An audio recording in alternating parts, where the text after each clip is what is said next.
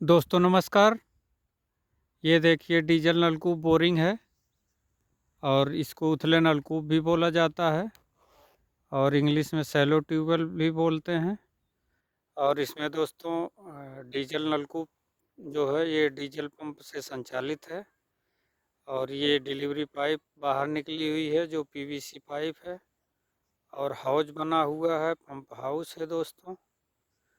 और ये काफ़ी जो आबादी से बहुत दूर है, ये देख सकते हैं आप, काफ़ी दूरी पर है। आसपास कोई ट्यूबवेल भी नहीं है और इधर धान का पुआल रखा हुआ है और आसपास काफ़ी दूर तक दोस्तों कोई ट्यूबवेल नहीं है। ये देख सकते हैं आप नज़ारा इसका।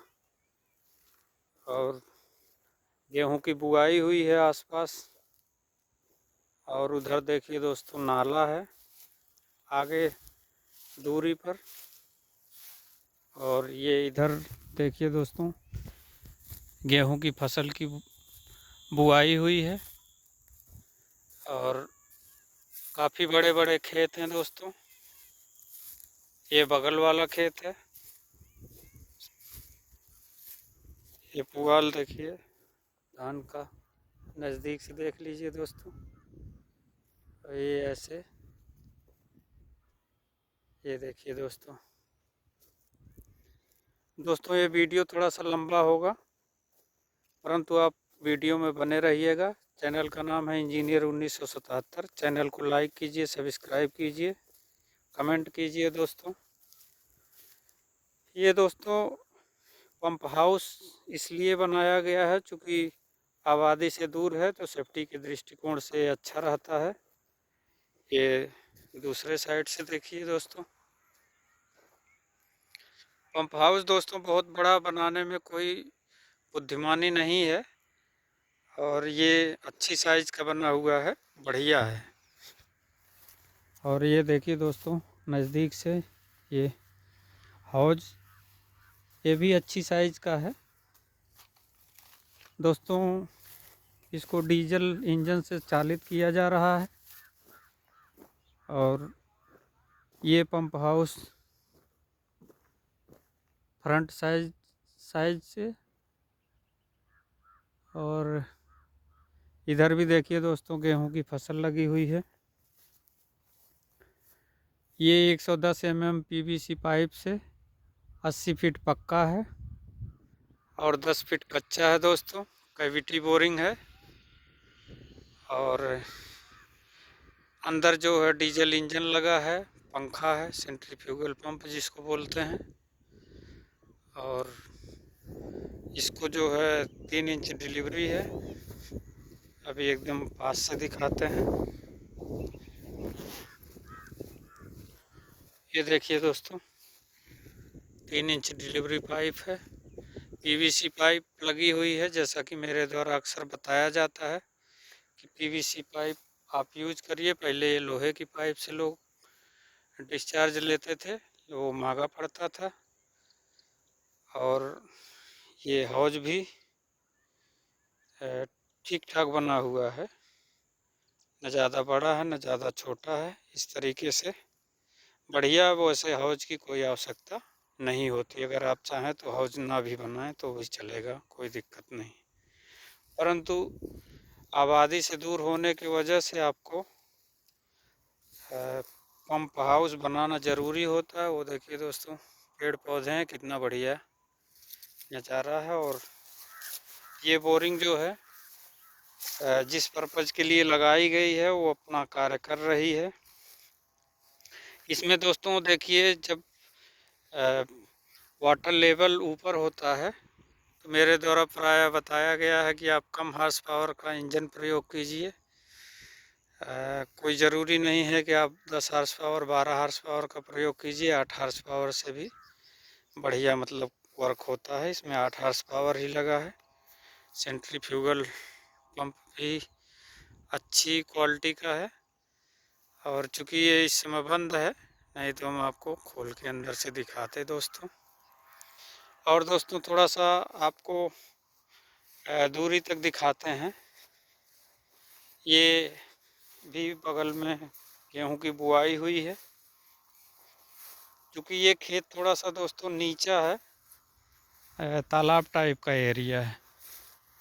हमने सोचा आज कुछ अलग हट के बनाया जाए वीडियो, और आपको प्रकृति के काफ़ी नज़दीक ला करके आपको रूबरू कराते हैं।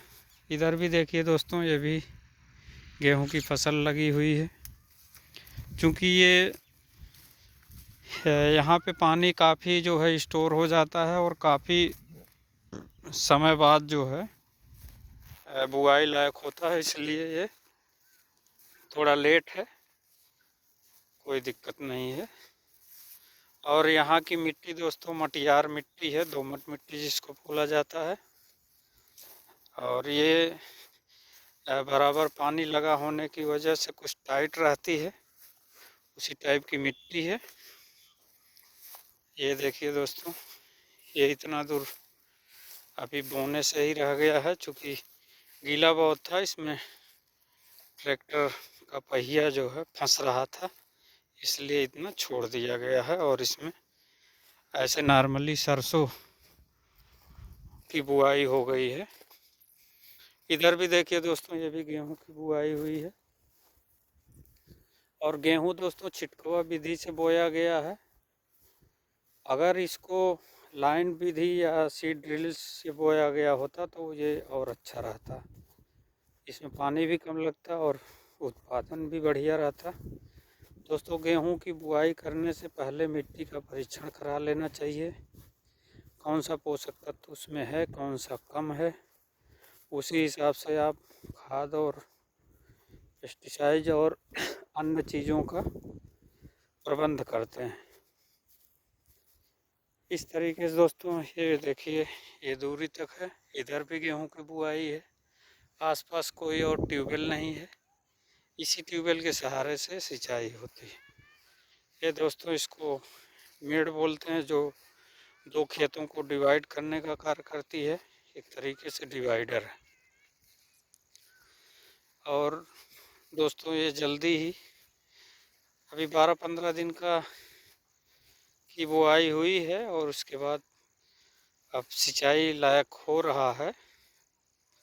एक आध हफ्ते बाद इसकी सिंचाई करना आवश्यक रहेगा। और दोस्तों इसमें खाद की बहुत ज़्यादा आवश्यकता नहीं होती है, क्योंकि नीचा एरिया है तो काफ़ी दूर दूर से पानी आता है और उसमें पोषक तत्व वैसे ही रहते हैं।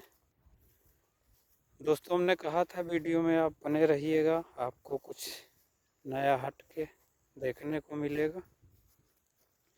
ये देखिए दोस्तों, हम आ गए, तालाब है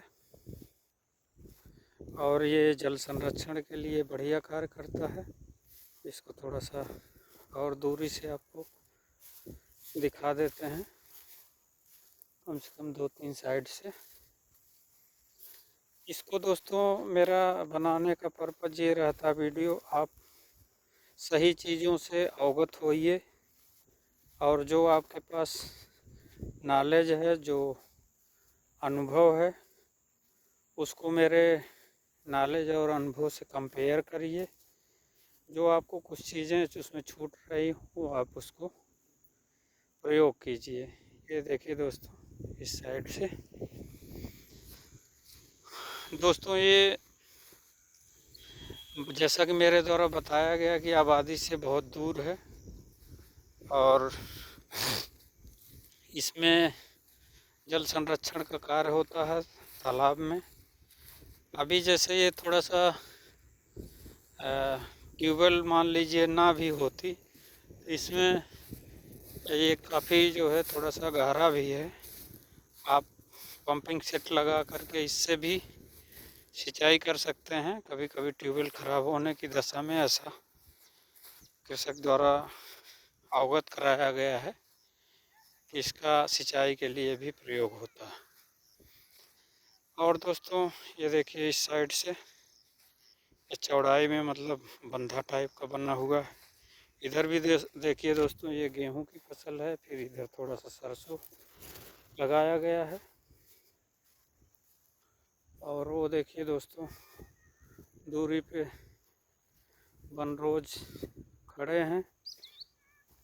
और ये इस साइड से देखिए दोस्तों। इसको दोस्तों दिखाने का पर्पज़ मेरा ये रहता है कि आप जैसे जल का दोहन कर रहे हैं तो आप उसका कुछ संरक्षण भी कीजिए। ये देखिए दोस्तों, ये भी गेहूं की फसल लगी है। इसकी भी सिंचाई उसी ट्यूबवेल द्वारा पाइप लगा करके होती है। और कभी ट्यूबवेल ख़राब होने की दशा में ये जो तालाब है, कुछ खेत इससे भी सिंचाई हो जाते हैं। और ये देखने में तो ऐसे है, लेकिन तालाब की गहराई अच्छी खासी है। ये देखिए दोस्तों इधर से। फिर दोस्तों उधर आगे भी ऐसे गेहूं की फसल लगाई गई है। गेहूं की फसल दोस्तों पहली सिंचाई जो है 21 दिन से 25 दिन पर करना चाहिए। वैसे स्टैंडर्ड टाइम इसका 21 दिन है। और जो आप जैसे मान लीजिए सिंचाई कर देते हैं, उसके बाद उसमें अगर खाद डालना है तो हफ्ते 10 दिन बाद जो है खाद डालने लायक हो जाता है, सूख जाता है। उसके बाद आप थोड़ा सा टॉप ड्रेसिंग कर सकते हैं यूरिया का। बहुत ज़्यादा मात्रा में प्रयोग नहीं करना चाहिए। जल संरक्षण होने से दोस्तों जो आसपास का वाटर लेवल है वो मेंटेन रहता है। स्टेटा भी आपका जल्दी सूखता नहीं है। यही कारण है दोस्तों, जैसे यहाँ तालाब भी है, आगे उधर नाला भी है।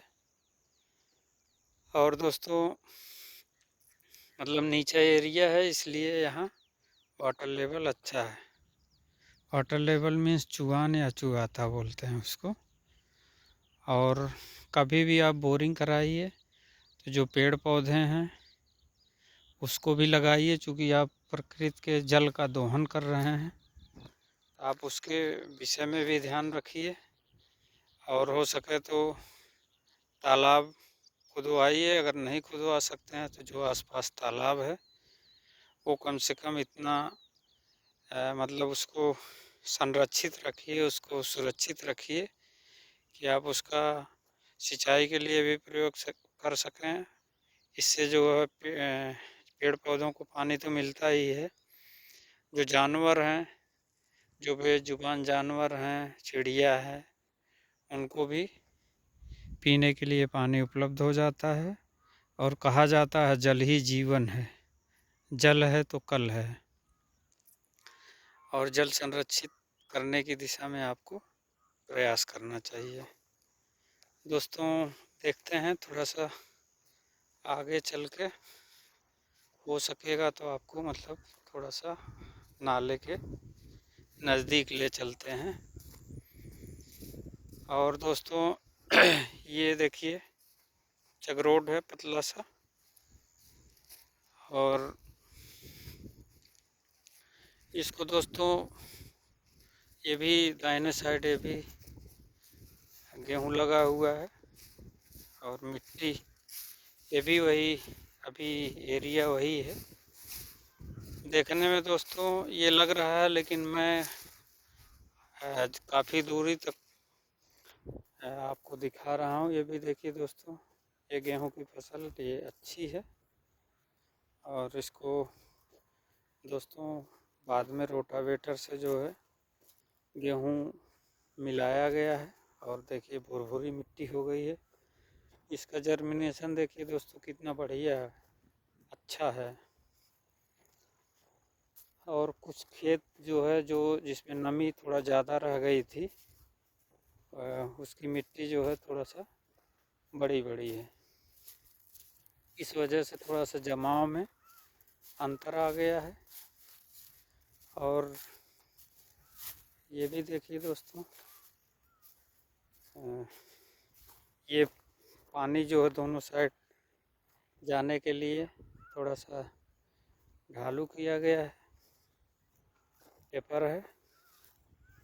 और ये देखिए दोस्तों, ये बनरोज खड़े हैं उधर, क्योंकि इधर ज़्यादा पब्लिक का आना जाना नहीं रहता है, इस वजह से ये अपना एकांत देख करके अपना यहाँ खड़े हैं। और ये भी दोस्तों प्रकृति के लिए आवश्यक हैं, अपना है तो हैं, क्या करना। और ये भी देखिए दोस्तों, कृषक भाई द्वारा अपना यहाँ कुछ धान का पुआल रखा गया, जब आवश्यकता होगी तो अपना ले जाएंगे। ये इधर भी देखिए दोस्तों गेहूं की बुआई है। और अभी दोस्तों आपको नाले के पास ले चलते हैं। दोस्तों एक ट्यूबवेल से देखिए कितना लंबी एरिया में, कितना दूर तक गेहूँ या कोई भी फसल है उसकी सिंचाई करके अच्छा उत्पादन लिया जा रहा है। ये किसान भाइयों के लिए एक वरदान स्वरूप है। इसका मतलब देख के आना चाहिए, सिंचाई के लिए ये अनुकूल है। ये देखिए दोस्तों आ गए हम इसके पास, जो नाला है। ये देखिए दोस्तों यहाँ बैर का पेड़ है और ये नाले में पानी है। इस तरीके से नाला बगल के थोड़ी मान के चलिए 300 मीटर दूरी से गया हुआ है और इसमें भी पानी है। किसान भाई इससे भी पंपिंग सेट लगा के सिंचाई करते हैं। और देखिए दोस्तों ऐसे ये नाला आगे जा कर के उधर आगे रोड क्रॉस कर रहा है। ये भी देखिए दोस्तों गेहूं की फसल है। ये भी उसी नलकूप से सिंचाई होती है इसकी भी, और सिंचाई करके बढ़िया उत्पादन लिया जा रहा है। क्योंकि मिट्टी दोस्तों जो दोमट मिट्टी, मटियार मिट्टी, ये सब मिट्टी ऐसी होती है, इसमें आप कोई भी फसल लगाएंगे तो वो आपको बढ़िया उत्पादन देती है और कम लागत भी लगती है और उत्पादन भी बढ़िया रहता है। अब देखिए दोस्तों कुल घूमते हुए आप मान के चलिए कम से कम 800-900 मीटर दूरी कवर किए। तालाब उधर आपको दिखाए जल संरक्षण के लिए। ये नाला है, जब नीचा एरिया है पानी ज़्यादा हो जाता है तो नाले के द्वारा बहाव होता है और जा कर के दूसरी जगह वो मिल जाता है। और नाले में जो पानी रहता है वो सिंचाई के लिए भी प्रयोग हो जाता है। और ये भी देखिए दोस्तों ये गेहूं की फसल है। इस तरीके से दोस्तों गेहूं में कम से कम 2 सिंचाई होती है और 2 बार कम से कम, पहली बार थोड़ा ज़्यादा टॉप ड्रेसिंग में यूरिया लगता है, दूसरी बार में थोड़ा सा कम सल्फर है और मोनो जिंक वगैरह भी थोड़ा सा डाल सकते हैं।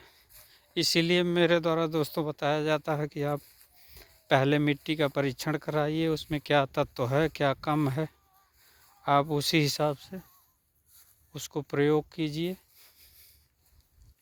ऐसा ना हो कि जिस चीज़ की आवश्यकता नहीं है वो भी आप उसमें डालिए और जो नहीं है वो उसमें पता ही नहीं लगा क्या है क्या नहीं है।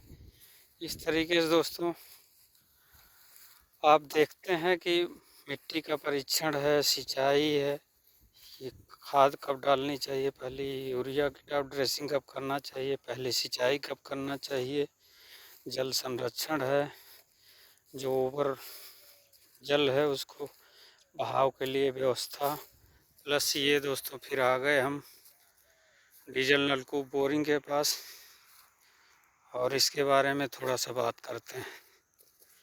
ये दोस्तों देखिए वैसे तो यहाँ वाटर लेवल ऊपर है, इसको चाहे आप पंपिंग सेट से भी चालित कर सकते हैं, चाहे डीजल इंजन से। अगर पंपिंग सेट से आप चालित करते हैं तो कम खर्च लगता है, और अगर पंपिंग सेट के अलावा डीजल इंजन से चलाते हैं तो थोड़ा सा जो उसकी कास्ट है वो थोड़ा अधिक हो जाती है।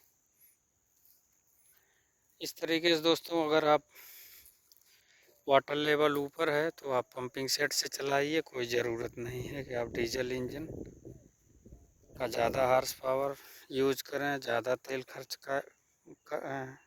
ज़्यादा तेल खर्च होगा तो ज़्यादा पैसा लगेगा। और जो पंप हाउस बनाए हैं दोस्तों ये लगभग अच्छी साइज़ का है, चूँकि दूर है तो ये मतलब उचित ही है। और जो इंजन है उसको दोस्तों कम से कम 1 साल पर उसका मेंटेनेंस कराते रहना चाहिए। उससे जो है आपका जो इंजन है ज़्यादा दिन तक चलेगा और तेल भी कम कंज्यूम करेगा। और जो बेल्ट है दोस्तों अगर आवश्यकता नहीं है तो आप बेल्ट उतार दीजिए। कई किसान भाई ध्यान नहीं देते हैं। पानी अगर का यूज़ नहीं कर रहे हैं, मतलब इंजन नहीं चला रहे हैं, तब भी वो उसको चढ़ा के रखते हैं, तो आप उसको उतार दीजिए। कोई आवश्यक नहीं है कि मतलब आप उसको चढ़ा के रखें। और दोस्तों जो सेंट्रीफ्यूगल पंप है या पंखा है उसमें जो फ्री वाली पुली है उसमें ऑयलिंग कर देना चाहिए समय समय पर, तो वो आवाज़ नहीं करेगा।